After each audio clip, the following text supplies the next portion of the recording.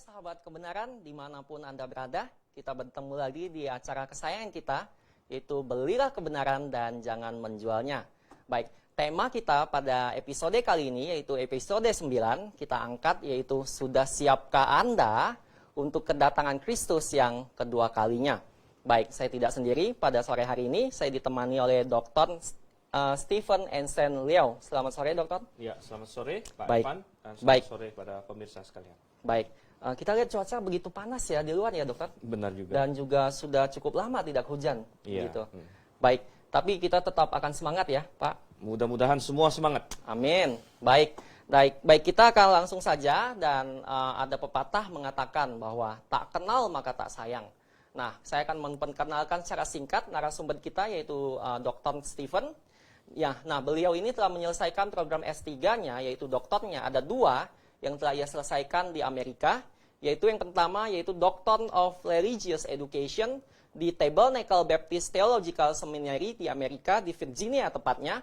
Kemudian gelar doktor keduanya, ia selesaikan sebagai Doctor of Theology di Bible Baptist Seminary di Connecticut, USA, di Amerika juga.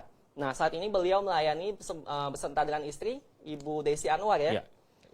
Sebagai salah satu dari Gembala GBI Grave di Jakarta, dan beliau juga adalah Purek dari GITS atau Grave International Theological Seminary di Jakarta. Kemudian juga beliau adalah seorang penulis beberapa judul buku, misalnya Kerajaan yang Dijanjikan dan Glossoraria.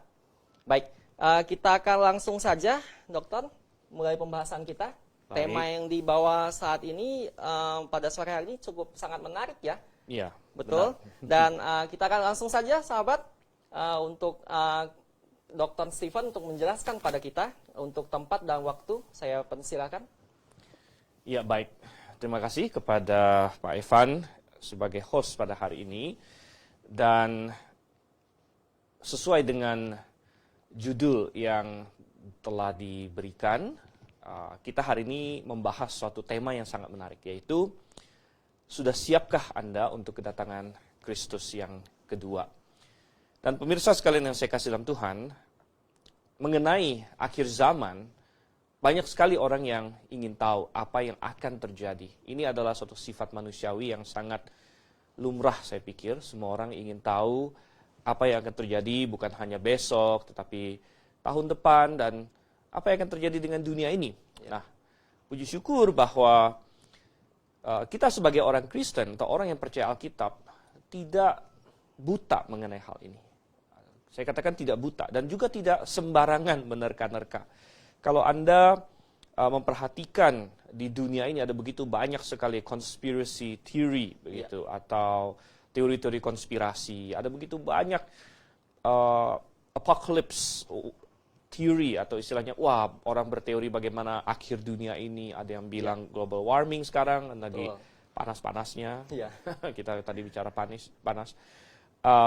Ada macam-macam lagi. Ada nanti bumi ditabrak asteroid lah, segala macamnya. Tetapi puji syukur bahwa kita bukan orang yang harus menebak-nebak, bukan orang yang tidak tahu apa yang akan terjadi, karena sebenarnya Tuhan sudah singkapkan di dalam Alkitab. Tuhan sudah beritahu kepada kita, tentu tidak sedetil-detilnya Tuhan memberitahu kepada kita, karena memang kita tidak perlu tahu banyak detailnya. Tetapi Tuhan memberitahu kepada kita cukup banyak supaya kita bisa mengambil sikap dan tindakan pada hari ini. Percuma saja kalau kita tahu tentang apa yang akan terjadi, kalau kemudian kita tidak punya suatu instruksi, lalu apa yang harus saya lakukan? Betul. Gitu. Bagaimana berdampak kepada saya pada hari ini? Oleh karena itu, tema kita hari ini bukan saja mengenai kedatangan Tuhan, tetapi sudah siapkah Anda, sudah siapkah saya, sudah siapkah kita untuk kedatangan Kristus yang kedua? Ya. Untuk itu, saya mengajak kita untuk membuka, sahabat kebenaran sekalian, pertama ke dalam suatu kitab di Perjanjian Baru, yaitu di dalam 1 Tesalonika. Ini ada surat 1 Tesalonika. Saya ingin mengajak kita membaca beberapa ayat. Yang pertama, saya ajak kita buka di 1 Tesalonika pasal 1, ayat 9 dan ayatnya yang ke-10. Dan Demikian bunyi firman Tuhan, 1 Tesalonika 1 ayat 9 dan ayat 10. Sebab mereka sendiri bercerita tentang kami, bagaimana kamu sambut, dan bagaimana kamu berbalik dari berhala-berhala kepada Allah, untuk melayani Allah yang hidup dan yang benar, dan untuk menantikan kedatangan anaknya dari sorga, yang telah dibangkitkannya dari antara orang mati, yaitu Yesus, yang menyelamatkan kita dari murka yang akan datang. Ya. Dan pemirsa sekalian, ini hanya satu contoh ayat. Ada banyak sekali ayat di dalam Alkitab yang menceritakan atau menggambarkan bagaimana orang percaya menantikan kedatangan Yesus. Dikatakan di sini menantikan kedatangan anaknya dari sorga. Ini bukan sesuatu yang hanya 1-2 kali disebut dalam Alkitab. Ini berulang kali. Kepada banyak jemaat. Baik itu berupa perintah, baik itu berupa ajakan, ataupun digambarkan bahwa jemaat-jemaat sedang menantikan kedatangan Yesus. Berarti Paulus mengajarkan tentang kedatangan Kristus dengan konsisten, dengan pervasif atau istilahnya terus-menerus. Dia mengajarkannya, ini bukan suatu doktrin yang disembunyikan. Ya. Begitu banyak orang Kristen, begitu banyak gereja hari ini tidak mau bicara soal kedatangan Kristus. Mungkin ada yang menganggapnya hanya sebagai, itu hanya teori saja. Atau ada juga yang berkata, begitu banyak pendapat, jadi nggak tahu mana yang benar. Gitu. Nggak tahu mana yang benar, jadi nggak usah diomongin. Gitu ya. Tetapi tidak demikian. Firman Tuhan penuh dengan janji dan deskripsi tentang kedatangan Yesus Kristus. Topik yang demikian besar ini tentu tidak mungkin kita bahas semuanya. Hari ini saya ingin berfokus kepada kedatangan Kristus yang kita sebut sebagai pengangkatan. Atau dalam bahasa Inggrisnya rapture. Saya ajak kita buka di dalam 1 Tesalonika pasalnya yang keempat. Coba kita lihat di sini. 1 Tesalonika pasalnya yang keempat. Kita akan lihat ayat 13 sampai dengan ayat yang ke-17. Oke, dan mungkin moderator bisa bantu saya bacakan. 13 sampai 17 Baik, ya Pak ya. ya. Baik. 1 Tesalonika 4, 13 sampai 17. Demikian firman Tuhan. Selanjutnya kami tidak mau, saudara-saudara, bahwa kamu tidak mengetahui tentang mereka yang meninggal, supaya kamu jangan berduka cita seperti orang-orang lain yang tidak mempunyai pengharapan. Karena jikalau kita percaya bahwa Yesus telah mati dan telah bangkit, maka kita percaya juga bahwa mereka yang telah meninggal dalam Yesus akan dikumpulkan Allah bersama-sama dengan Dia. Ayat 15, ini kami katakan kepadamu dengan firman Tuhan, kita yang hidup, yang masih tinggal sampai kedatangan Tuhan, sekali-sekali tidak akan mendahului mereka yang telah meninggal. Sebab pada waktu tanda diberi, yaitu pada waktu penghulu malaikat berseru dan sangkakala Allah berbunyi, maka Tuhan sendiri akan turun dari sorga, dan mereka yang mati dalam Kristus akan lebih dahulu dibangkitkan. Ayat terakhir 17, sesudah itu kita yang hidup, yang masih tinggal, akan diangkat bersama-sama dengan mereka dalam awan menyongsong Tuhan di angkasa. Demikianlah kita akan selama-lamanya bersama-sama dengan Tuhan. Baik, terima kasih kepada Pak Evan sebagai host. Dan ini adalah suatu perikop yang sangat indah sebenarnya. Perikop ini ditulis karena ada sebagian orang Tesalonika yang sudah meninggal. Dan kenapa Paulus menulis perikop ini? Karena ada sebagian orang Tesalonika yang sudah meninggal dan teman-temannya bertanya-tanya, bukankah kita menantikan kedatangan Kristus? Ya. Jadi kalau kita menantikan kedatangan Kristus, sedangkan ada teman saya yang sudah meninggal, Ya. apa jadinya kalau Yesus datang begitu? Apakah yang sudah meninggal ini akan ketinggalan, istilahnya begitu kan? Ya. Dia sudah meninggal. Ya. Jadi bagaimana ini dia? Nah, Paulus menuliskan ini untuk menghibur orang Tesalonika. Jangan khawatir tentang orang yang meninggal di dalam Kristus ini. Ya. Tetapi ketika Tuhan datang, maka baik yang sudah meninggal maupun yang masih hidup sama-sama akan diangkat. Ya, inilah yang kita sebut sebagai doktrin pengangkatan. Saya sering mendengar banyak orang yang protes terhadap doktrin rapture, begitu ya. Dan sebagian mereka protes dengan berkata, rapture itu tidak ada dalam Alkitab katanya. Ya. Kata rapture tidak ada dalam Alkitab. Saya akui mungkin kata rapture memang tidak ada, tapi rapture itu adalah sebenarnya dari bahasa Latin yang kemudian diserap menjadi bahasa Inggris. Dan artinya sebenarnya adalah diangkat atau dicomot begitu. Dilarikan, diangkatlah begitu. Jadi kalau dikatakan doktrin rapture, saya bisa menyebutnya dengan istilah lain dalam bahasa Indonesia. Saya bisa menyebutnya sebagai pengajaran tentang pengangkatan. Ya. Dan itu jelas diajarkan dalam Alkitab. Ayatnya sangat jelas. Di dalam tadi ayat yang ke-17 di situ. Sesudah itu kita yang hidup, yang masih tinggal akan diangkat bersama-sama dengan mereka dalam awan, menyongsong Tuhan di angkasa. Jadi inilah kedatangan Tuhan yang kita nanti-nantikan, yang orang percaya nantikan. Ketika Tuhan Yesus meninggalkan dunia ini, dia berjanji bahwa dia akan datang kembali. Dia berjanji akan datang kembali dan akan menjemput kita. Dan saudara yang kasih Tuhan, peristiwa itu digambarkan di dalam 1 Tesalonika pasal 4 di sini. Apa yang akan terjadi pada waktu itu, saudara? Yang terjadi kita baca di sini, pertama Tuhan akan turun dari sorga. Dan Tuhan turun dari sorga, tapi dia turun sampai ke awan-awan. Jadi awan itu adanya di atmosfer bumi. Dia akan turun sampai ke atmosfer bumi. Dan apa yang terjadi? Dikatakan bahwa orang yang mati di dalam Kristus akan pertama dibangkitkan. Jadi tidak sampai ke bumi ya? Tidak sampai ke bumi, belum. Ya, jadi Tuhan Yesus akan turun sampai ke awan-awan, kemudian yang sudah mati dalam Kristus akan dibangkitkan, dan kemudian yang masih tinggal hidup pada masa itu akan ikut diangkat. Nah, jadi pengangkatan tadi ya, akan ikut diangkat dan kemudian menyongsong Tuhan di angkasa. Sehingga pertanyaan pertama ketika kita bertanya, apakah Anda sudah siap untuk kedatangan Kristus yang kedua? Pertanyaan yang pertama adalah, siap atau tidak siap itu berbicara mengenai apakah Anda akan ikut diangkat atau tidak. Anda akan ikut menyongsong Tuhan di angkasa atau tidak. Begitu. Karena pada masa itu akan ada yang diangkat, akan ada yang tertinggal. Gitu. Sehingga pertanyaannya adalah, siapakah yang diangkat? Siapakah yang diangkat? Nah, perikop yang tadi kita baca sudah memberikan jawabannya kepada kita. Dan kata kuncinya, kita temukan di ayat yang ke-14, misalnya di situ.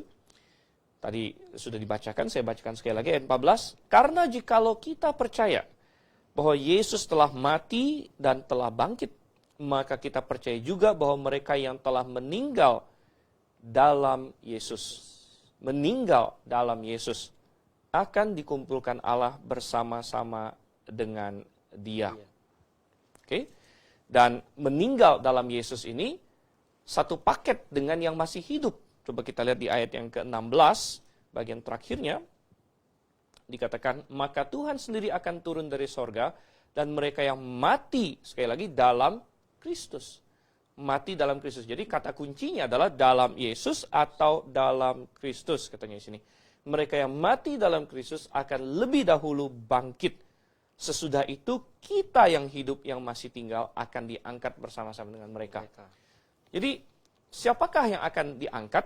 Baik yang mati maupun yang hidup adalah sama-sama yang ada di dalam Kristus atau di dalam Yesus.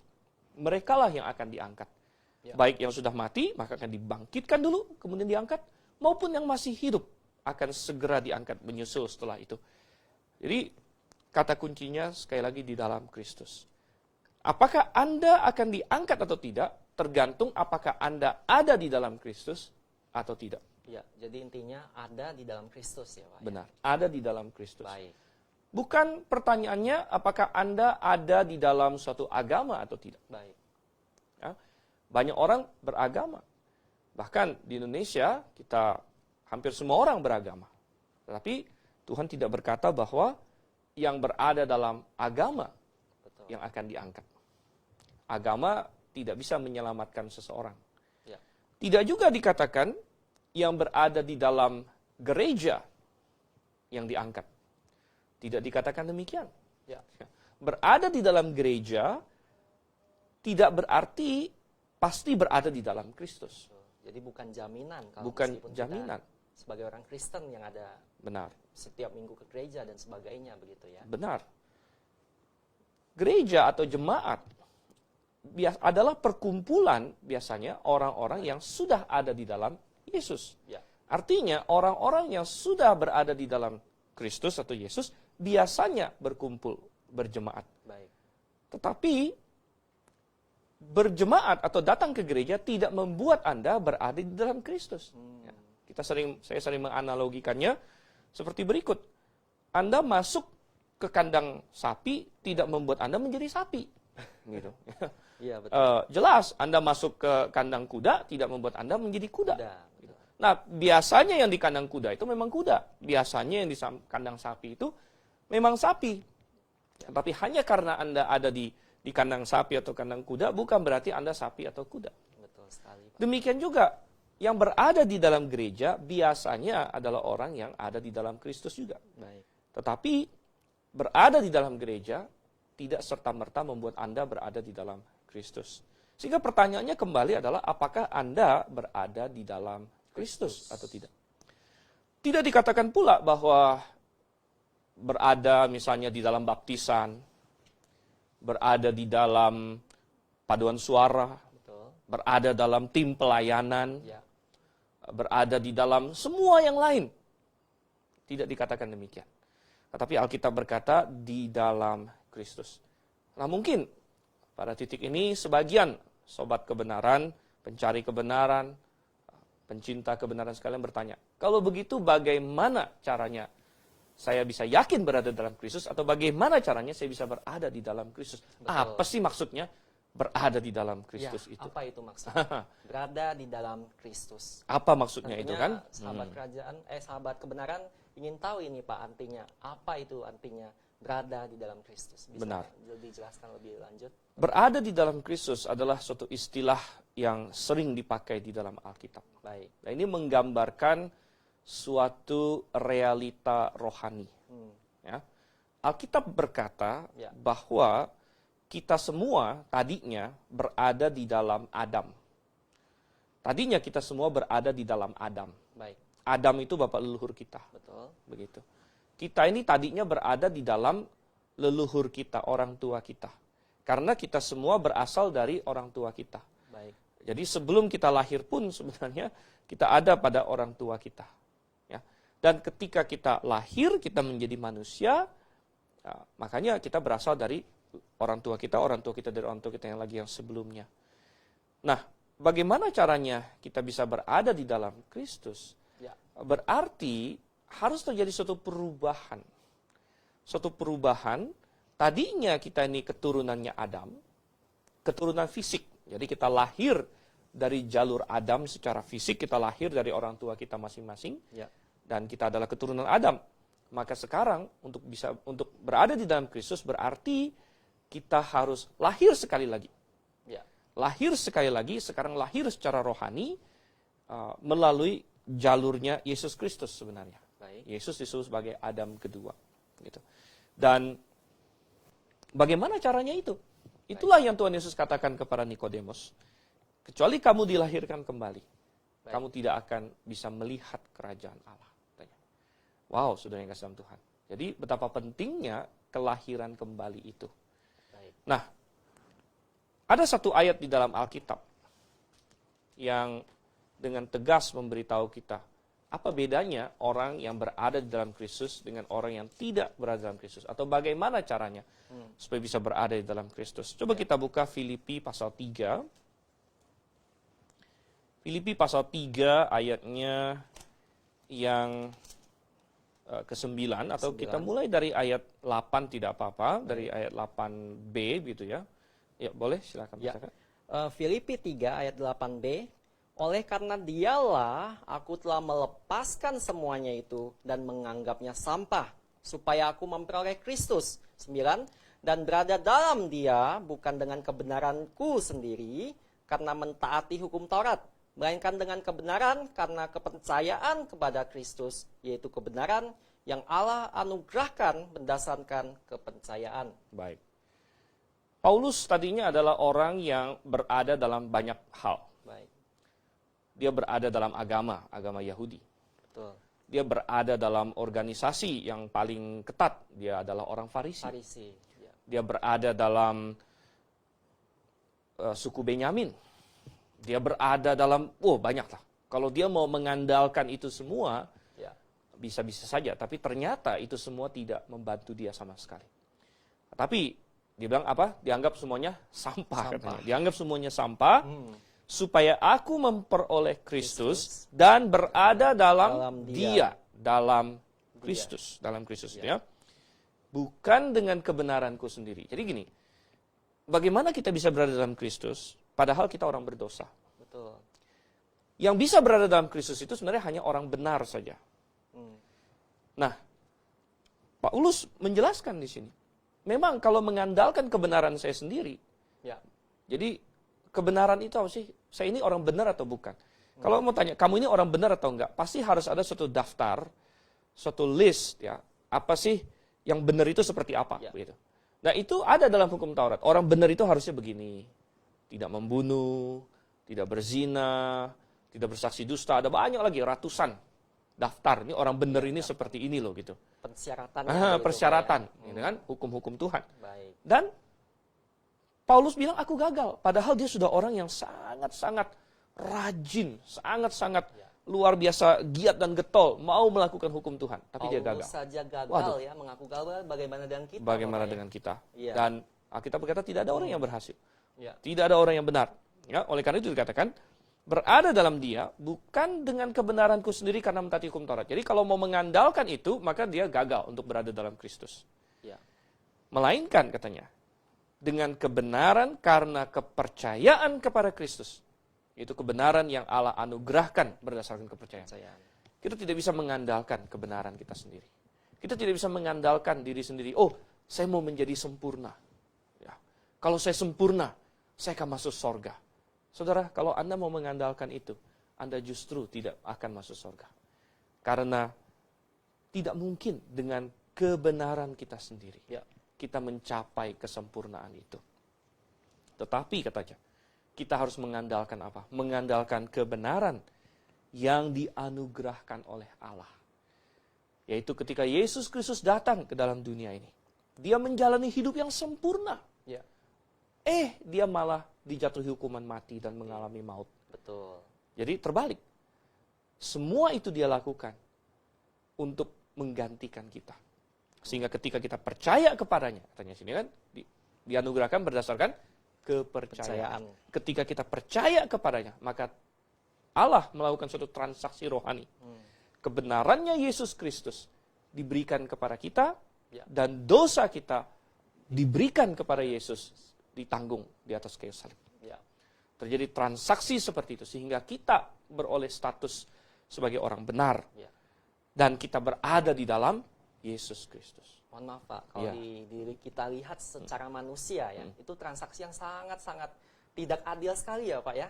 Kita yang berdosa ditukar oleh Tuhan Yesus yang tidak berdosa. Benar. Kemudian posisinya digantikan oleh Dia. Kemudian kita dibenarkan di dalam Tuhan Yesus. Oleh karena itu, keselamatan itu bukan hanya bicara soal keadilan. Kalau kita bicara soal keadilan, kita semua adilnya itu harus masuk neraka. Benar sekali. Tetapi keselamatan adalah bicara mengenai anugerah. Ya. Anugerah, sesuatu yang tidak pantas kita dapatkan. Namun Allah berikan kepada kita. Berdasarkan apa? Syaratnya apa? Kepercayaan tadi. Hanya kepercayaan Hanya saja. kita bertobat dan percaya pada Yesus Tidak Kristus. ditambah yang Tidak ditambah yang lain, lain. Pak. Tidak ditambah yang lain. Ya. Jadi, kembali ke pertanyaan awal kita. Sudah siapkah engkau akan kedatangan Tuhan yang kedua? Pada saat Tuhan datang dari sorga nanti, Ya. semua orang yang ada di dalam Kristus, saya katakan di dalam Kristus, akan diangkat. Ya. Dan jangan pada saat itu baru Anda bertanya, wah saya bagaimana? Sudah terlambat pada waktu itu. Anda harus bertanya pada saat ini, apakah saya ada di dalam Kristus atau tidak? Ya. Sudahkah saya mendapatkan kebenarannya Kristus? Sudahkah kebenaran Kristus jadi milik saya dan dosa saya ditanggung sepenuhnya oleh Yesus Kristus? Sudahkah saya pernah mengalami transaksi rohani seperti itu? Ya. Dan dengan cara apa? Dengan cara pernahkah saya berdoa meminta itu dari Tuhan? Begitu. Pernahkah saya bertobat dan berseru minta Tuhan menyelamatkan saya? Percaya kepadanya. Gitu ya. Kalau Anda sudah dengan sungguh-sungguh, maka Anda ada di dalam Kristus. Dan Anda berarti, ya, kapanpun dia datang, dan Alkitab berkata dia bisa datang kapan saja. Ya. Ada lagu yang berkata, maybe morning, maybe noon, maybe evening, and maybe soon. Ya. Mungkin pagi, mungkin siang, mungkin petang, mungkin sebentar lagi. Jangan-jangan sebelum Facebook Live selesai, dia sudah datang, bisa saja. Bisa saja Pak ya, Bisa saja. karena memang tidak ada batasan waktu. Oleh karena itu, Betul. kalau Anda belum yakin, saya menghimbau Anda, pastikan diri Anda dengan segera. Baik. Tetapi saudara yang kasih Tuhan, sebelum kita masuk ke tanya jawab dan lain sebagainya, saya ingin mengambil satu aspek lagi. Ya, silakan, Yaitu, Pak. apa yang terjadi setelah kita diangkat nanti? Kita kan diangkat, ketemu Tuhan di angkasa. Di angkasa. Lalu, apa yang akan terjadi? Yang terjadi adalah kita akan kembali ke sorga bersama dengan Tuhan. Kembali ke sorga bersama dengan Tuhan. Lalu apa yang terjadi? Nah, kita akan diadili. Ya. Kita akan diadili dalam apa yang disebut sebagai tahta pengadilan Kristus. Tahta Pengadilan Kristus. Ya. Nah, tahta pengadilan Kristus dalam bahasa Yunaninya itu bema. Bema Kristus. Ya. Nah, ini kita diajarkan ini di dalam 1 Korintus pasal 3. Coba kita buka. 1 Korintus pasal 3. Ya, 1 Korintus pasal 3, ayat 10 sampai dengan ayat yang ke-15. Ya, silakan. Baik, saya akan bacakan firman Tuhan terambil di 1 Korintus 3 ayat 10 sampai 15. Benar. Demikian firman Tuhan, sesuai dengan kasih karunia Allah yang dianugerahkan kepadaku, aku sebagai seorang ahli bangunan yang cakap telah meletakkan dasar, dan orang lain membangun terus di atasnya. Tetapi tiap-tiap orang harus memperhatikan bagaimana ia harus membangun di atasnya, karena tidak ada seorang pun yang dapat meletakkan dasar lain daripada dasar yang telah diletakkan, yaitu Yesus Kristus. Entahkah orang membangun di atas dasar ini dengan emas, perak, batu permata, kayu, rumput kering, atau jerami. Sekali kelak pekerjaan masing-masing orang akan nampak, karena hari Tuhan akan menyatakannya, sebab ia akan nampak dengan api, dan bagaimana pekerjaan masing-masing orang akan diuji oleh api itu. Jika pekerjaan yang dibangun seseorang tahan uji, ia akan mendapat upah. Jika pekerjaannya terbakar, ia akan menderita kerugian, tetapi ia sendiri akan diselamatkan, tetapi seperti dari dalam api. Iya, baik. Tadi kita ada berkata bahwa perbuatan kita tidak memasukkan kita ke sorga. Perbuatan baik kita tidak mampu untuk mengantar kita ke sorga. Ya. Satu-satunya yang bisa mengantar kita ke sorga, tadi naik, diangkat bersama dengan Kristus, menyongsong dia di angkasa, adalah kepercayaan iman dan kebenaran yang Tuhan berikan kepada kita berdasarkan kepercayaan itu. Betul. Tetapi bukan berarti setelah kita diselamatkan lalu kita tidak berbuat baik atau tidak berbuat untuk Tuhan. Ya. Oh, kita justru seharusnya berbuat untuk Tuhan. Ya, seharusnya kita justru mau melakukan banyak hal. Nah, mengapa demikian? Ini karena ada tahta pengadilan Kristus. Tahta pengadilan Kristus. Bahwa ketika kita sampai ke sorga nanti, Tuhan akan beberkan pekerjaan kita. Dan pekerjaan kita itu diibaratkan seperti bahan bangunan. Ya. Jadi kita itu seperti membangun. Ada bahan bangunan, dan katanya bahan bangunan itu bisa emas, perak, batu permata. Bisa jerami, juga kayu, rumput kering, atau jerami. Dan akan diuji dengan api. Ya. Dan kalau misalnya yang kayu, rumput kering, dan jerami pastinya akan habis dibakar. Gitu ya. Sedangkan yang lain itu akan bertahan. Ya. Jadi semua pekerjaan kita akan diuji melalui api. Dan Alkitab berkata, ya, kalau terbakar, kita akan rugi. Ya. Kita akan rugi. Dan sehingga pertanyaannya adalah, apa yang sudah kita buat? Kalau Anda sudah diselamatkan, kalau Anda berkata saat ini, ya, nanti ketika sangkakala berbunyi, saya akan naik bersama dengan Kristus, baik, puji syukur. Kalau belum, wah, saya katakan, pastikan hari ini. Kalau sudah, apa yang sudah Anda perbuat bagi Kristus? Apa yang saudara pembuat bagi Kristus hari ini? Karena nanti pekerjaan kita akan dilewatkan dengan api. Nah, ada yang banyak orang bertanya, api ini apa ya? Ya, api itu yang dimaksud Api ini apa? Apa yang akan Tuhan pakai untuk menguji pekerjaan kita? Ya, tentunya bukan api yang kayak korek api beneran begitu kan? Ya, karena pekerjaan ini kan sesuatu yang abstrak. Jadi Alkitab sendiri menjawab. Ya.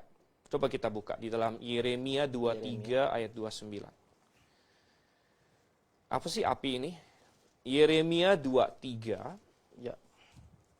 ayat 29. Oke, boleh dibaca? Ya, Yeremia 23 ayat 29. Demikian firman Tuhan, bukankah firman-Ku seperti api? Demikianlah firman Tuhan. Dan seperti palu yang menghancurkan bukit batu. Baik. Api di sini adalah firman Tuhan. Dan ini masuk akal. Karena begini, firman Tuhanlah yang menjadi penuntun kita hari ini. Ya. Lewat firman Tuhanlah kita tahu kehendak Tuhan hari ini. Ya. Jadi, apa yang kita lakukan di dunia ini nanti akan diuji melalui firman Tuhan. Sudah cocok atau belum? Sama seperti di Indonesia misalnya, Ya. kalau kita diadili, kita akan diadili melalui apa? Melalui hukum yang ada di Indonesia. Sekarang ini kan lagi ramai RUU itu kan, Betul yang sekali, di demo segala macamnya. Kita nggak usah terlalu banyak bahas itulah ya. Tapi sebagai ilustrasi aja, Baik. bahwa tentunya kalau orang berbuat kesalahan di Indonesia, dia Betul. akan dihakimi berdasarkan hukum yang ada di Indonesia. Betul. Gitu.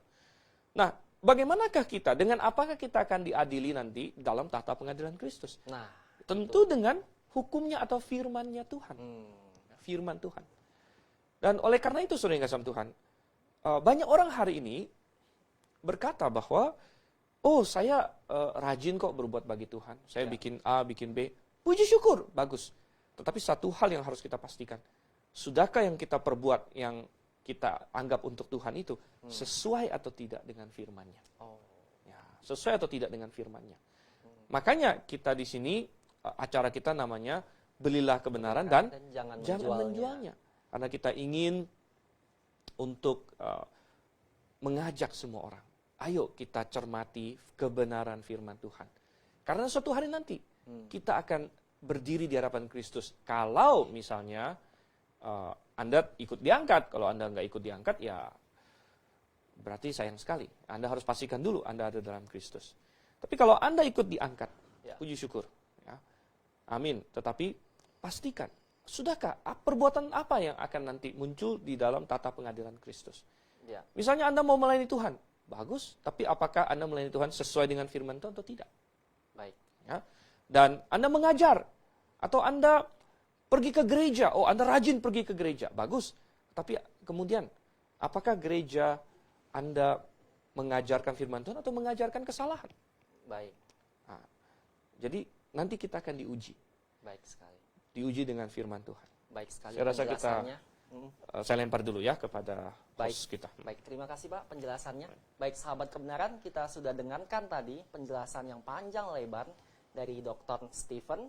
Dan di sini juga saya ingatkan kembali sahabat kerajaan, bagi Anda yang mempunyai pertanyaan atau Anda yang sudah mempersiapkan pertanyaan atau ada pertanyaan yang selama ini belum terjawab atau Anda sudah mempunyai jawabannya namun belum memuaskan, silakan jangan ragu-ragu, langsung saja ketik di kolom komentar dan langsung tanya, kirimkan kepada kami. Saya akan membacakannya untuk ditanyakan kepada Dr. Stephen dan dijawab. Baik, di sini kita sudah menerima beberapa pertanyaan ya Pak ya.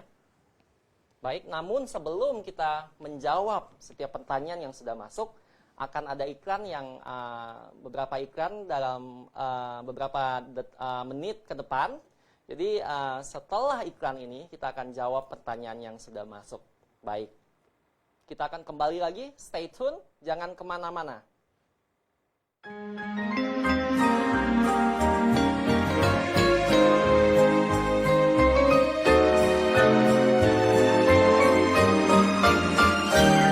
Grafa International Theological Seminary kembali menghadirkan acara-acara spesial di akhir tahun 2019.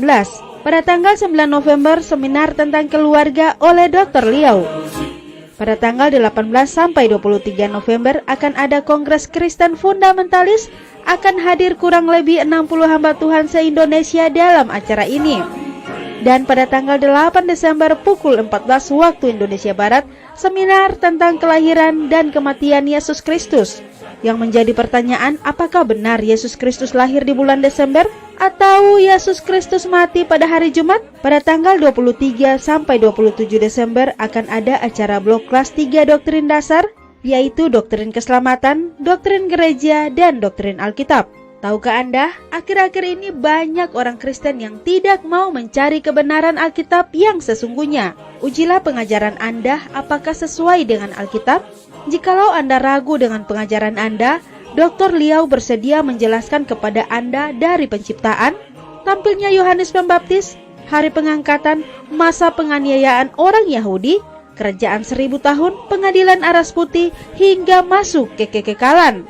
Jangan lewatkan acara ini, tandai kalender Anda atau tetap stay tune di Facebook Gebiya Grafis setiap hari Minggu pukul 15 sampai 16 waktu Indonesia Barat. 1 jam bersama Dr. Liau dalam acara Belilah Kebenaran dan Jangan Menjualnya. Anda bertanya, Dr. Liau menjawab. Untuk informasi hubungi 021 6471 4156 atau di 0813 1586 3518. Langsung dari Studio 1 Grafe International Theological Seminary, Tuhan Yesus menyertai dan Maranatha.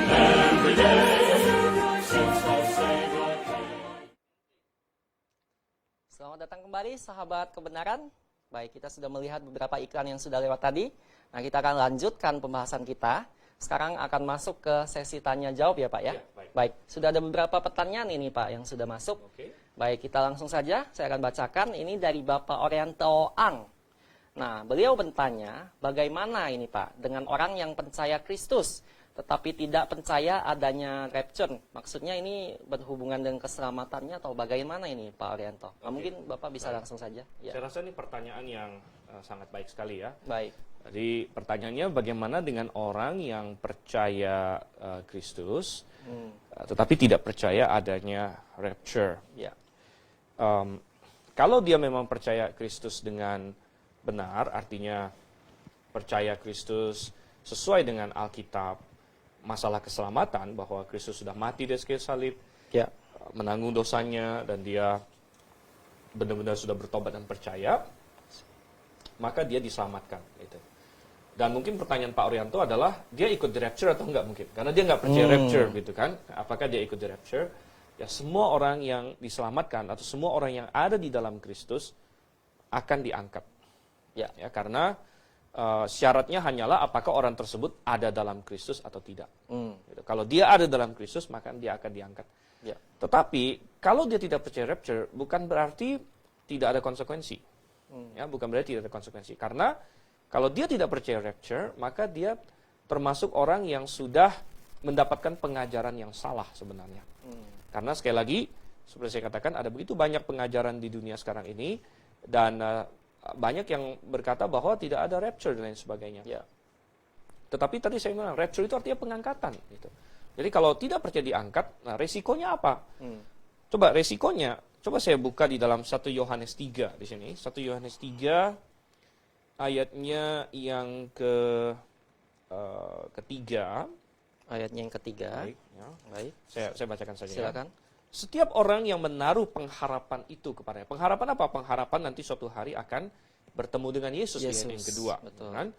Setiap orang yang menaruh pengharapan itu kepadanya, jadi menantikan kedatangan Yesus, menyucikan diri sama seperti dia yang adalah suci. Artinya Alkitab mengajarkan, pengharapan akan kedatangan Yesus Kristus, pengharapan bahwa akan bertemu dengan Yesus kembali, itu adalah salah satu motivator yang kuat di dalam diri orang Kristen untuk hidup sesuai dengan kehendak Tuhan, untuk menyucikan diri dan lain sebagainya. Orang yang tidak memiliki pengharapan yang demikian atau pengharapannya salah, pasti ada konsekuensinya. Ya. Artinya di dalam hidupnya dia akan kurang termotivasi relatif terhadap orang yang percaya kepada doktrin yang benar, ya. Sehingga nanti ya efeknya adalah di tata pengadilan Kristus tadi. Orang yang menantikan terus kedatangan Kristus, dia akan menjalani hidup ini dengan suatu diingatkan terus bahwa, oh, saya akan dijemput oleh Kristus, kapan Ya, saja benar. bisa. Saya harus hidup yang sesuai. Saya harus hidup yang menyenangkan Tuhan. Betul. Karena sebentar lagi Tuhan akan datang. Dan Tuhan akan menguji semua perbuatan saya. Ya. Nah, orang yang tidak percaya rapture seperti itu, maka dia akan lebih mudah terlena secara rohani. Baik. Dan karena dia tidak percaya apa yang Alkitab katakan, ya, korban, saya bilang korban dari pengajaran eskatologi yang mungkin salah. Baik. Dan oleh karena itu, nanti di tata pengadilan Kristus mungkin lebih banyak pekerjaan yang terbakar atau lain sebagainya. Baik. Oke. Baik. Saya harap tadi jawaban yang telah diberikan oleh Dr. Stephen menjawab ya Bapak Orianto Ang. Baik, kita akan langsung saja lanjut di pertanyaan kedua. Ini ada Bapak Daniel Todingan. Nah, beliau bertanya, kita tahu bahwa kita bisa selamat atau berada dalam Kristus bukan karena kita sempurna melalui perbuatan kita. Kalau begitu, Pak, saya ingin tanyakan khusus arti dari Matius 5 ayat 48. Apa maksud dari sempurna di situ? Karena itu adalah perintah. Haruslah, dia caps lock ya, haruslah kamu sempurna. Baik. Begitu. Silakan dijawab, Bapak. Iya, baik Pak Daniel. Ini pertanyaan yang baik juga dan pantas juga untuk kita lihat. Sangat menarik karena saya barusan belum lama yang lalu berkhotbah dari perikop ini, Matius 5 ayat yang ke-48 di sini. Ini adalah khotbah di bukit Tuhan Yesus. Dia berkata, karena itu haruslah kamu sempurna sama seperti Bapamu yang di sorga adalah sempurna. Ya, jadi lalu dikatakan, wah haruslah kamu sempurna, haruslah kamu sempurna. Jadi begini, saya menjawabnya ada dua ini ya, ada dua pengertian di mana kita harus sempurna. Gitu Dua ya. pengertian. Dua pengertian. Yang pertama adalah sempurna secara posisi. Sama seperti kita bilang masuk kekudusan. Ya. Coba nggak usah jauh-jauh. Kita buka sama haruslah kamu sempurna di sini kan. Kita buka juga di dalam 1 Petrus 1 misalnya. Ayat 16. Ayat 16. Dari ayat 15 bisa ya. Ya. Boleh bacakan 1 Petrus 1 saya 15 bacakan. dan 16. 1 Petrus 1 ayat 15 sampai 16 demikian firman Tuhan. Tetapi hendaklah kamu menjadi kudus di dalam seluruh hidupmu sama seperti Dia yang kudus yang telah memanggil kamu. 16 sebab ada tertulis kuduslah kamu sebab aku kudus. Ya, saya melihat ini paralel di Matius 5:48 sempurnalah kamu sebab Bapamu di sorga adalah sempurna. Sama 1 Petrus 1 ayat 15-16 kuduslah kamu sebab Aku aku kudus. kudus, sebab Tuhan itu kudus. Dan memang kalau ya kita bicara kudus sempurna itu ya, ada dua hal di sini. Yang pertama kudus secara posisi. Untuk bisa masuk surga harus memiliki kekudusan posisi. Betul. Kekudusan posisi artinya sudah dinyatakan kudus begitu. Ini bicara mengenai suatu titel atau suatu posisi yang diberikan kepada kita. Dan dalam hal ini itu sudah kita dapatkan melalui percaya kepada Yesus. Ketika kita percaya kepada Yesus, kita langsung dikasih gelar orang kudus. Dan kesempurnaan tadi, kebenaran Yesus yang sempurna sudah ditaruh kepada diri kita. Baik. Tetapi kemudian kita mencoba mencari kekudusan karakter. Tetapi kekudusan karakter, kesempurnaan karakter bukanlah syarat keselamatan. Kalau itu syarat keselamatan, tidak ada seorang pun yang bisa diselamatkan. Betul sekali. Karena tidak ada seorang pun yang kudus secara karakter yang tidak berdosa lagi. Betul. Dan oleh karena itu, lalu ditanya, apa maksudnya? Haruslah kamu sempurna, haruslah kamu kudus. Ya, kita bilang, satu, itu berbicara mengenai kekudusan posisi. Yang kedua, itu bicara mengenai target karakter kita. Ya Tuhan kasih target, nih, target yang harus kamu tuju. Bukan berarti ini syarat keselamatan. Ya. Target kamu, jadilah kudus secara karakter, jadilah sempurna secara karakter. Sedangkan kesempurnaan posisi dan kekudusan posisi sudah menjadi milik kita sebenarnya. Mungkin saya tambahkan sedikit ya dari pertanyaan tadi beliau, dia ditekankan karena itu adalah perintah begitu. Jadi kalau misalnya Bapak yang sampaikan ini adalah target, jadi bisa dicapai, bisa Perintah tidak. juga. Perintah juga. Perintah. Tapi gini, di Alkitab banyak perintah. Baik. Alkitab berkata, berdoalah setiap waktu, senantiasa. Itu perintah. Betul. Tapi apakah itu syarat masuk surga? Bahwa kita untuk masuk surga saya harus berdoa setiap saat. Alkitab berkata bahwa banyak sekali perintah dalam Alkitab. Banyak sekali perintah dalam Alkitab. Tetapi ingat sekali lagi, kita masuk surga bukan berdasarkan kita mampu melakukan perintah Tuhan atau tidak. Betul sekali, Pak. Ya.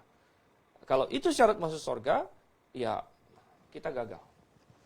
Tetapi perintah-perintah ini diberikan, ya ini memang kehendak Tuhan, yang menjadi target kita setelah kita diselamatkan. Tapi untuk keselamatannya, ya kita harus mengandalkan kekudusan dan kebenaran yang kita peroleh di dalam Yesus Kristus. Baik, terima kasih untuk jawabannya. Nah, Pak, kita lanjut ke pertanyaan berikutnya, Ya, Pak ya. baik. Yaitu ada dari Bapak Imade Sulandinata. Wah, beliau ini yang sering bertanya ini, Pak. Iya, di baik. setiap Pelanggan kesempatan. setia kita ya. Puji syukur. Betul sekali. Baik, beliau bertanya, bagaimana posisi orang percaya di perjanjian lama dengan perjanjian baru setelah pengangkatan? Apakah ada perbedaannya? Oke. Baik, silakan dijawab, Pak. Ya, pertanyaan yang sangat baik. Jadi, kita bilang bahwa yang diangkat adalah orang yang ada di dalam Kristus. Dan di dalam Kristus adalah istilah yang khas untuk orang percaya perjanjian baru sebenarnya. Jadi, orang percaya perjanjian lama tidak ikut dalam pengangkatan atau dalam rapture ini. Di dalam Kristus ya, Pak. Ya, Untuk jadi PB ya. orang PL tidak ikut di dalam rapture, bukan berarti mereka nggak selamat. Ya. Orang perjanjian lama, ada program eskatologi mereka sendiri. Mereka akan dibangkitkan pada akhir dari masa tribulasi. Sedangkan kita yang hidup sekarang di zaman perjanjian baru, kita akan diangkat sebelum masa tribulasi atau masa kesusahan. Yang selama 7 tahun itu Yang ya, selama Pak ya? 7 Yang tahun. dikatakan di kitab Daniel, betul begitu, Pak? Yang ada di kitab Daniel Baik. ya, dan di kitab Wahyu. Kitab Wahyu. Jadi memang kalau kita bicara eskatologi itu panjang dan Ya. itu banyak sekali seluk-beluknya. Tetapi setelah kita diangkat oleh Kristus, orang-orang perjanjian baru diangkat oleh Kristus, dunia akan masuk ke dalam masa kesusahan besar. Setelah masa kesusahan besar selesai, barulah habis itu orang-orang percaya di zaman PL atau di zaman Israel akan dibangkitkan pada saat itu. Jadi orang-orang percaya PL tidak ikut di dalam rapture, hanya orang percaya perjanjian baru. Baik, baik. Baik, terima kasih Pak Stephen. Mungkin sudah cukup menjawab ya Pak Made. Kita lanjutkan saja di pertanyaan berikutnya dari Pak P. Putba. Ya. Baik, di sini dikatakan terima kasih atas pemaparannya. Yang kami tanya, bagaimana tanda-tanda orang yang sudah percaya Kristus itu dengan benar dan sudah lahir dari air dan roh dengan benar itu. Rohnya gede ya Pak ya? Ya. Kapital. Thanks dari Putba di Serambi Aceh, Banda Aceh, Maranatha. Wah, dari Aceh ini, Pak. Oke. Ya, silakan saja Iya, dijawab, Pak. Maranatha juga Pak Purba. Dan pertanyaannya tadi ini ya, apakah tanda-tanda orang yang sudah percaya Kristus? Ya, ada banyak tanda-tandanya. Orang yang percaya Kristus, dia berada di dalam Kristus. Alkitab berkata, coba kita lihat ya. Ya. 2 Korintus pasal 5. Kita lihat ayatnya yang ke 17 misalnya. Ya. Oke, boleh dibaca? Ya, 2 Korintus 5 ayat 17, demikian firman Tuhan. Jadi siapa yang ada di dalam Kristus, ia adalah ciptaan baru. Yang lama sudah berlalu, sesungguhnya yang baru sudah datang. Iya, jadi sekali lagi istilah di dalam Kristus muncul di sini. Betul. Saya katakan bahwa istilah di dalam Kristus adalah satu terminologi teologi yang banyak muncul di dalam perjanjian baru dan sangat Ya. penting. Dan kalau Anda mau tahu apa ciri-cirinya orang yang dalam Kristus, ya ini dia. Siapa yang ada di dalam Kristus, ia adalah Ciptaan baru. Yang lama sudah berlalu, sungguhnya yang baru sudah Sudah datang. datang. Jadi harus ada suatu perubahan. Dan perubahan itu harus menjadi makin serupa dengan Kristus. Karena dia ada di dalam Kristus. Ya. Jadi ini bisa muncul dalam perbuatan. Ya, dia akan senang dengan hal-hal yang Kristus senang. Dan dia tidak suka dengan hal-hal yang Kristus tidak suka. Artinya dia menjauhi dosa. Ya. Mengejar hal-hal yang rohani. Ya. Ini bisa muncul dalam hal sikap dia terhadap kebenaran. Baik. Nah, makanya acara kita kan apa? Belilah kebenaran dan jangan menjualnya. Orang duniawi tidak suka dengan kebenaran. Ya, tidak suka dengan kebenaran karena kebenaran menyatakan kesalahan. Kenapa orang-orang Farisi membunuh Yesus? Dia orang yang sangat baik. Sembuh-sembuhin orang. Nggak pernah dia pukul-pukul orang kan. Orang Farisi dan orang Saduki dan tua-tua Israel, kenapa mereka membenci Yesus demikian rupa? Karena Yesus nggak pernah ngapa-ngapain mereka, nggak pernah curi uang mereka. Ya, hanya karena Yesus Kristus datang sebagai sang kebenaran. Ya, dan dengan demikian maka kesalahan mereka menjadi jelas. Dan mereka tidak senang itu. Orang dunia tidak suka dengan kebenaran. Apalagi kalau kebenaran itu menyatakan kesalahan. Tetapi sobat kebenaran sekalian, saya harap kita semua di sini tentu tidak demikian. Ciri khas dari orang yang ada dalam Kristus adalah mengasihi kebenaran. Baik. Nah, oleh karena itu kita bikin acara ini, kita ingin menyampaikan kebenaran Alkitab untuk semua orang. Baik, terima kasih jawabannya. Ya. Wah, waktu kita sudah pukul 4 ini, Pak. Namun karena kita mulainya telat, tidak apa-apa juga kita akhiri dengan agak telat ya, Pak ya. Tadi karena sempat ada gangguan teknis iya, di awal betul ya. sekali. Dan karena masih banyak ini pertanyaan yang belum terjawab. Ya, kita jawab dengan cepat aja. Iya, dengan cepat saja. Saya akan bacakan langsung. Ini datang dari saudara Louis William. Dia katakan di dalam kitab Wahyu ada banyak ayat yang memakai binatang sebagai cover. Seperti binatang yang bertanduk, binatang yang keluar dari dalam bumi, dan lain-lain. Apa arti dari binatang yang dituliskan dalam kitab Wahyu? Ini pertanyaan kedua lagi, Pak, dari beliau. Apa mau saya bacakan? Oh, ini sama, Pak. Oke, satu-satu aja ya. Ya, betul. Ya, mohon maaf, ini pertanyaannya sama, sepertinya telah kirim 2 kali. Oke, baik. Ya, silakan langsung jawab. Oke, jadi binatang dalam kitab Wahyu, kita harus lihat sesuai dengan konteksnya. Gitu ya. Tetapi sesuai dengan konteksnya dia mengacu kepada apa begitu. Nah, ada binatang yang paling prominen di dalam kitab Wahyu adalah binatang yang keluar dari laut, yang muncul dari laut, itu jelas-jelas mengacu kepada manusia. Dari mana kita tahu? Karena Alkitab sendiri bilang itu adalah manusia gitu. Jadi ya contohnya, jadi kita harus lihat konteksnya. Ya, saya ambil contoh saja Wahyu pasal 13. Wahyu pasal 13 ayat 1 di sini. Saya bacakan, lalu aku melihat seekor binatang keluar dari dalam laut. Oke, jadi tadi yang ditanyakan, keluar dari dalam laut. Tetapi siapa dia maksudnya? Nah, ini dia dikenal sebagai antikristus. Dan ternyata dia adalah manusia. Itu coba kita lihat ayat 17 dan 18-nya, masih di pasal yang sama, Wahyu 13 ayat 1. Tadi ayat 1 binatang yang keluar dari laut, lalu ayat 17 dan 18. Ya. Tidak seorang pun yang dapat membeli atau menjual selain daripada mereka yang memakai tanda itu, yaitu nama binatang itu atau bilangan namanya. Yang penting di sini ialah hikmat. Barang siapa yang bijaksana, baiklah ia menghitung bilangan binatang itu. Karena bilangan itu adalah bilangan seorang manusia. Dan bilangannya ialah 666. Jadi jelas Alkitab sendiri menyatakan bahwa dia adalah manusia, cuman dia digambarkan sebagai binatang. Dan saya rasa cocok memang dia digambarkan binatang karena manusia sebenarnya diciptakan untuk bersekutu dengan Tuhan. Itu bedanya manusia dengan binatang. Ya. Binatang ada yang pintar, ada yang ganas, ada yang cakep, ada yang macam-macam lah. Tapi beda manusia dengan binatang yang paling drastis adalah manusia bisa memiliki persekutuan pribadi dengan Tuhan. Ya. Karena diciptakan sesuai dengan gambar dan rupa Tuhan. Tapi ketika manusia menolak hubungannya dengan Tuhan itu dan malah menghujat Tuhan dan lain sebagainya, sangat wajar sekali kalau Tuhan menggambarkan mereka seperti binatang, gitu ya. Jadi tidak ada kelebihannya lagi sebenarnya dari binatang karena satu-satunya yang paling utama membedakan dengan binatang yaitu hubungan dengan pencipta ini ditiadakan. Gitu. Baik, saya rasa cukup menjawab ya. Nah, di sini waktunya sudah mepet ini, Pak. Langsung Baik, saja. kita langsung saja, ini pertanyaan terakhir ya. Oke. Jadi kita tutup untuk sesi tanya jawabnya dengan pertanyaan terakhir dari Saudari Sally Wijaya Benmawi. Oke, dia bertanya, selamat siang Pak. Izin mau tanya, sebenarnya siapakah dua saksi Allah di dalam kitab Wahyu tersebut? Oh, ini mungkin yang dimaksudkan Wahyu 11 ayat 3, Pak. Benar. Iya, Iya, oke. Oh iya, panjang ini jawabannya, gitu ya. Oke, tapi nggak apa-apa, ini pertanyaan terakhir. Ya, jadi memang di dalam kitab Wahyu, terutama di pasal 11, ada dua orang saksi. Dan ya kalau saya jawab dengan singkat sih bisa-bisa saja, tapi begini, kalau Anda masih penasaran atau pemirsa atau sahabat kebenaran Ya. di rumah atau lain sebagainya masih penasaran nanti dan Anda ingin dapatkan jawaban yang full, Anda harus dapatkan secara sistematis gitu, sistematis. Jadi jawaban singkatnya adalah bahwa mereka adalah ya dua saksi Allah begitu. Jadi namanya saya dua saksi Allah, jadi mereka manusia yang akan hidup di masa tribulation. Nah, kita nggak tahu tribulation kapan.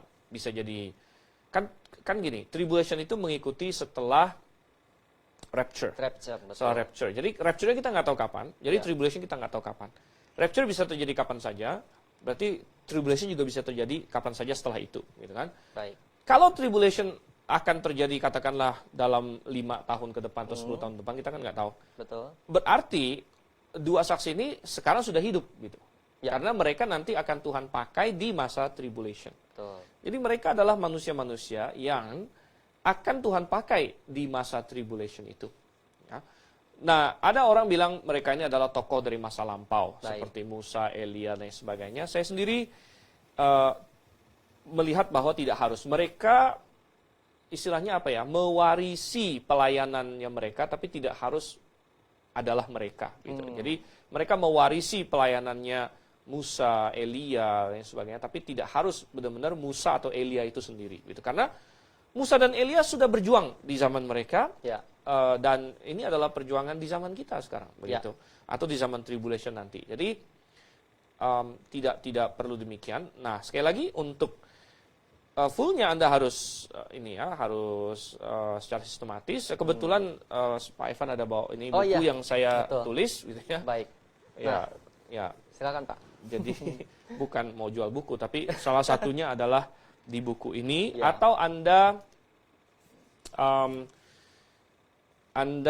lihat di website Grafe ada artikel-artikel tentang itu bisa didapatkan dengan Anda buka internet saja. Ya, jadi Anda pelajari eskatologi secara sistematis. Gitu. Oh, baik.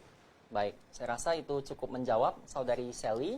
Baik, kita akan tutup sebentar lagi dan saya akan berikan kesempatan kepada Dr. Stephen. Dr. Stephen untuk memberikan closing statement yang terakhir. Oke. Silakan langsung saja, Pak. Baik, jadi kalau kita membaca Alkitab, maka menantikan kedatangan Yesus adalah bagian yang sangat besar di dalam iman kekristenan. Anda akan temukan itu di banyak sekali kitab, banyak sekali surat, banyak sekali bagian perjanjian baru bahwa orang yang percaya kepada Yesus menantikan kedatangan Yesus. Dan berarti, saudara yang kasih dalam Tuhan, orang Kristen harus siap untuk kedatangan Yesus. Pertanyaannya, sudah siapkah Anda? Sudah siapkah Anda untuk diangkat? Hanya orang yang ada di dalam Kristus yang akan diangkat. Sudahkah Anda berada dalam Yesus? Bukan berdasarkan kebenaran diri Anda sendiri, tapi berdasarkan kebenaran yang Tuhan anugerahkan melalui kepercayaan. Dan yang kedua, sudah siapkah Anda mempertanggungjawabkan perbuatan-perbuatan Anda? Apakah sudah sesuai dengan firman Tuhan? Apa yang Anda percayai? Apa yang Anda imani? Sudah sesuaikah dengan firman Tuhan? Karena itu akan diuji nanti di dalam tata pengadilan Kristus setelah rapture. Sudah siapkah kita untuk kedatangan Kristus yang kedua? Amin. Baik. Sahabat kebenaran, waktu jugalah yang akan memisahkan kita. Nah, pertanyaan yang sangat bagus dari Pak Stephen tadi. Sudah siapkah kita menyambut kedatangan Tuhan Yesus yang kedua kali? Baik, sampai di sini pertemuan kita ya Pak ya. Ya. Terima kasih banyak Pak. Sama-sama. Sudah bersedia meluangkan waktu untuk menjadi narasumber. Jangan khawatir, apabila Anda masih ada pertanyaan yang belum sempat Anda tanyakan, silakan Anda tune in lagi minggu depan. Kita akan bertemu lagi di jam dan waktu yang sama. Tentunya dengan pokok pembahasan atau topik yang berbeda. Baik, akhir kata kita ucapkan selamat sore, selamat melanjutkan aktivitas Anda, dan salam Maranatha.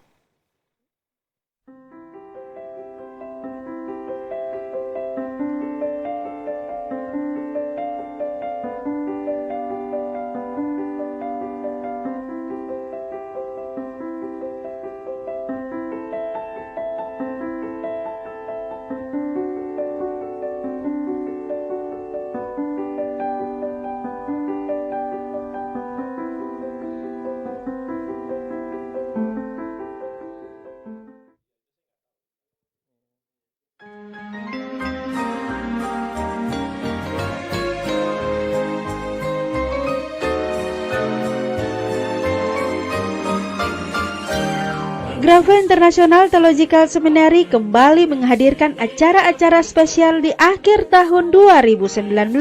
Pada tanggal 9 November, seminar tentang keluarga oleh Dr. Liau. Pada tanggal 18 sampai 23 November akan ada Kongres Kristen Fundamentalis, akan hadir kurang lebih 60 hamba Tuhan se-Indonesia dalam acara ini. Dan pada tanggal 8 Desember pukul 14 waktu Indonesia Barat, seminar tentang kelahiran dan kematian Yesus Kristus. Yang menjadi pertanyaan, apakah benar Yesus Kristus lahir di bulan Desember? Atau Yesus Kristus mati pada hari Jumat? Pada tanggal 23 sampai 27 Desember akan ada acara blok kelas 3 doktrin dasar, yaitu doktrin keselamatan, doktrin gereja, dan doktrin Alkitab. Tahukah Anda, akhir-akhir ini banyak orang Kristen yang tidak mau mencari kebenaran Alkitab yang sesungguhnya. Ujilah pengajaran Anda apakah sesuai dengan Alkitab. Jikalau Anda ragu dengan pengajaran Anda, Dr. Liau bersedia menjelaskan kepada Anda dari penciptaan, tampilnya Yohanes Pembaptis, hari pengangkatan, masa penganiayaan orang Yahudi, kerajaan 1000 tahun, pengadilan aras putih, hingga masuk ke kekekalan. Jangan lewatkan acara ini, tandai kalender Anda atau tetap stay tune di Facebook Gebiya Grafe setiap hari Minggu pukul 15 sampai 16 waktu Indonesia Barat. 1 jam bersama Dr. Liau dalam acara Belilah Kebenaran dan Jangan Menjualnya. Anda bertanya, Dr. Liau menjawab. Untuk informasi hubungi 021 6471 4156 atau di 0813 1586 3518. Langsung dari Studio 1 Grafe International Theological Seminary, Tuhan Yesus menyertai dan Maranatha.